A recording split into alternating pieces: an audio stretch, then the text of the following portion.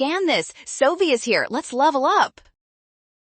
Marginal utility questions can be tricky, but we can solve this fast by looking at how total utility and marginal utility interact. Let's go.